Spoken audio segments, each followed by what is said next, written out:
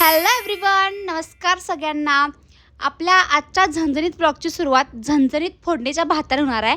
ह्याची रेसिपी मी तुम्हाला व्हिडिओमध्ये दाखवली. तुम्ही व्हिडिओ बघत राहा. तोपर्यंत मी तुम्हाला एक गोष्ट सांगतो. आपल्या आयुष्यात काही अशी लोक असतात जी दोन तोंडे असतात, म्हणजे काही समोर एक बोलणार आणि आपल्या माघार एक बोलतात. आणि तुमच्याकडे असं सामनाकड कानाखाली वाटते मला, म्हणजे तुम्हाला कुठला ऑस्कर अवॉर्ड फेकून मारावं का कोल्हापुरी पायतान फेकून मारावं मला खरंच कळत नाही.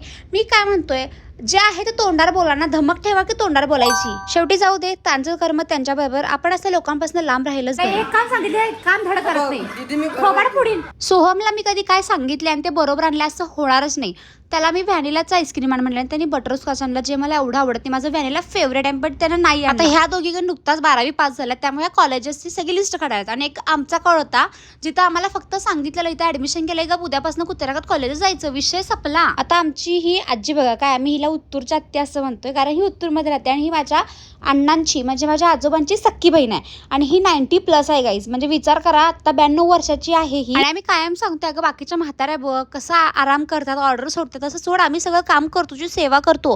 पण हीच आमची सेवा करत असते, कारण हिला भयानक कामाची सवय आणि म्हणूनच ती एवढी स्ट्रॉंग आहे ह्या वयात पण. आणि एक आपण एक दिवसानंतर आमची आत्ती पण घरला आलती, मग तर आम्ही सगळ्या गप्पा वगैरे मारलो. आणि नंतर आज एकादशी होती, त्यामुळे काही आमच्यात वरीचा भात आणि आमटी केलती, म्हणजे शेंगदाण्याची आमटी. आणि एवढी मला केलती आमच्या आईनं, जसं की गाव जेवणाचं आहे.